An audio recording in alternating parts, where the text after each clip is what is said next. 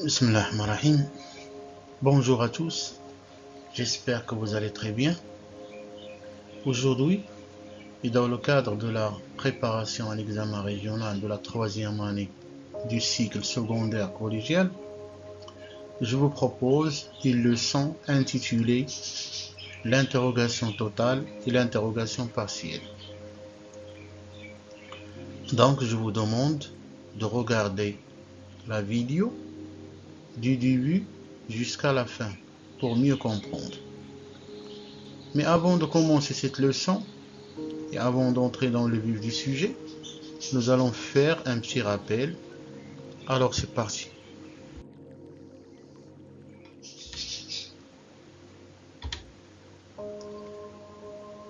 Combien y a-t-il de types de phrases? La réponse, il y a 4 types de phrases. Quels sont ces types de phrases? La réponse, la phrase déclarative qui sert à donner une information, la phrase impérative qui sert à donner un ordre, un conseil, etc. La phrase exclamative servant à exprimer un sentiment, une émotion, et la phrase interrogative qui sert bien sûr à poser une question et à laquelle on va consacrer cette leçon. Donc, les objectifs de cette leçon, et l'élève à la fin ou bien à l'issue de cette leçon sera capable d'identifier la phrase interrogative et distinguer la phrase interrogative totale de la phrase interrogative partielle. Mise en situation. Regardons ces deux phrases, la phrase A et la phrase B. Lisons la phrase A. Avez-vous compris la leçon? La phrase B. Qui a frappé à la porte? De quel type de phrase s'agit-il? Donc ce sont deux phrases interrogatives. À quoi sert une phrase interrogative? Quand on vient de le dire tout à l'heure, la phrase interrogative sert à poser une question. Quelle est la différence entre la phrase A et la phrase B? Donc dans la phrase A, nous avons utilisé l'inversion du sujet. Avez-vous? Donc c'est un procédé pour poser la question. Et dans la phrase B, nous avons utilisé un mot interrogatif, à savoir qui.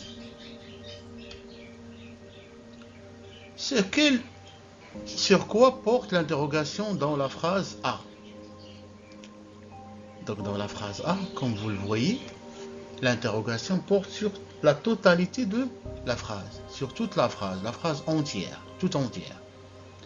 Et il appelle une réponse par oui ou non. Et aussi si. Si par exemple nous avons une phrase interrogative négative. N'avez-vous pas compris la leçon? La réponse sera si. Comment appelle-t-on cette interrogative? Donc cette interrogative s'appelle la phrase interrogative totale. Pourquoi on l'a appelée totale? Parce qu'elle porte sur la totalité de la phrase. Il exige une réponse par oui, non, ou non, ou bien si. Sur quelle partie de la phrase porte l'interrogation dans la phrase B? Comme vous le voyez bien, dans la phrase, l'interrogation dans la phrase B porte sur le sujet qui a frappé à la porte. Donc elle porte sur une partie de la phrase qui est le sujet. Comment appelle-t-on cet interrogatif? La réponse, cet interrogatif est appelé une interrogative partielle. Partielle, c'est l'adjectif qui vient de partie. Donc ça veut dire que l'interrogation porte sur une partie de la phrase.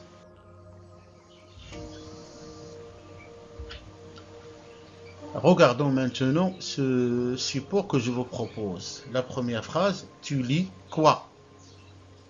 Donc ici, c'est une interrogative partielle et il porte sur le complément d'objet direct. On peut par exemple répondre à cette question en disant je lis un roman. Donc je, c'est le sujet, lis, c'est le verbe, un roman, c'est un complément d'objet direct. La phrase 2, à qui penses-tu? Donc c'est une interrogative partielle. Et l'interrogation porte sur le complément d'objet indirect. On peut choisir comme réponse, je pense à mon père. Je, sujet, pense, verbe, à mon père est un complément d'objet indirect. 3. Où a eu lieu l'accident? Donc ici, c'est une interrogative partielle et l'interrogation porte sur le lieu. On peut choisir par exemple comme réponse, l'accident a eu lieu à Tanger. Donc l'accident c'est le sujet, a eu lieu c'est le verbe, à Tanger c'est complément circonstanciel de lieu. Quand passeras-tu ton permis de conduire? Donc l'interrogation partielle ici, il porte sur le temps. Je peux choisir comme réponse, je passerai mon permis de conduire la semaine prochaine. Je, sujet, je passerai verbe, mon permis de conduire, complément d'objet direct, la semaine prochaine, complément circonstanciel de temps, CCT. 5. Pourquoi notre professeur est-il absent? Donc c'est une phrase interrogative partielle et l'interrogation porte sur la cause. On peut choisir comme réponse, notre professeur est absent car il est malade. 6. Qui a effacé le tableau? Donc c'est une interrogative partielle et l'interrogation porte sur le sujet. On peut choisir comme réponse, Ahmed a effacé le tableau, ou bien c'est Ahmed qui a effacé le tableau. Ahmed, donc Ahmed c'est un nom propre et la fonction c'est un sujet dans la phrase. 7. Comment viens-tu au collège? Donc ici c'est une interrogative partielle. L'interrogation porte sur la manière. On peut choisir comme réponse, je viens au collège à pied. Je, sujet, viens, verbe, au collège, complément circonstanciel de lieu, à pied est un complément circonstanciel de manière, CCM. 8. Dans quel but viens-tu au collège? Donc ici l'interrogation partielle porte sur le but.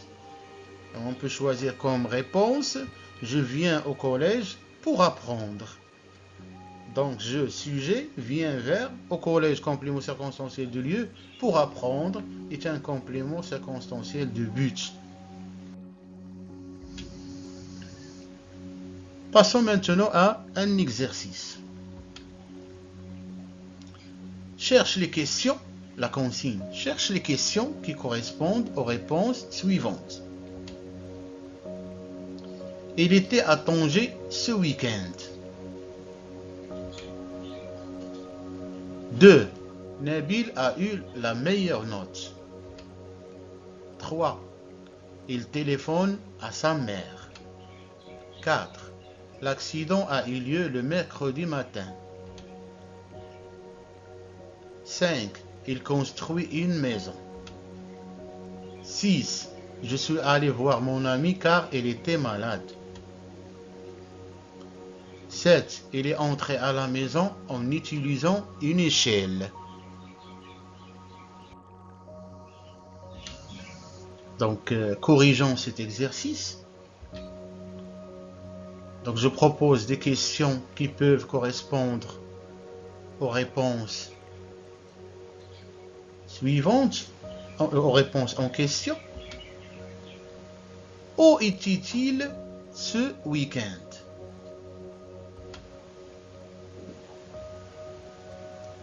La question suivante. Qui a eu la meilleure note? 3. À qui téléphone-t-il? Quand a eu lieu l'accident? Il construit quoi? Ou bien que construit-il? On peut poser la question de deux façons différentes. Il construit quoi? Ou bien que construit-il? 6. Pourquoi suis-je allé voir mon ami? Donc, comme vous le voyez, ces mots interrogatifs doivent être suivis toujours de l'inversion du sujet. Et la dernière phrase, comment est-il entré à la maison?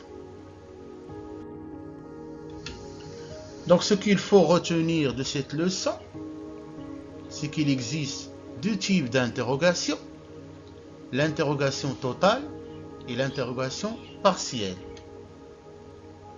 C'est quoi une interrogation totale? Donc l'interrogation totale porte sur toute la phrase et appelle une réponse par oui ou non. Comme vous le savez, il existe 3 façons pour formuler une interrogation totale. La première, l'intonation montante au niveau de l'oral et l'existence d'un point d'interrogation au niveau de l'écrit. Exemple, vous avez compris la leçon? Comme vous le voyez ici, l'intonation monte et nous avons un point d'interrogation au niveau, l'intonation monte au niveau de l'oral et il y a le point d'interrogation au niveau de l'écrit. La deuxième façon pour poser une question, c'est l'utilisation de la formule est-ce que? Exemple, est-ce que vous avez compris la leçon? Donc on a utilisé ici est-ce que? Et la troisième façon pour formuler une interrogation totale, c'est l'inversion du sujet. Avez-vous compris la leçon? C'est une autre façon de poser la question. C'est l'inversion du sujet. Normalement, le sujet se place avant le verbe, mais dans cette question, le sujet se place après le verbe. Ici, c'est après l'auxiliaire. Ce qu'on appelle l'inversion du sujet.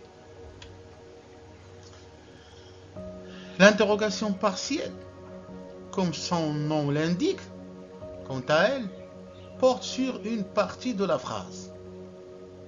Il peut porter sur le sujet, l'interrogation peut porter sur le sujet, le COD, le complément d'objet direct, le COI, le complément d'objet indirect, le lieu, le temps, la manière, la cause et le but.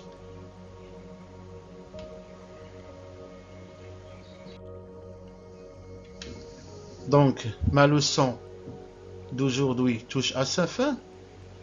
Je vous dis au revoir et merci pour votre attention.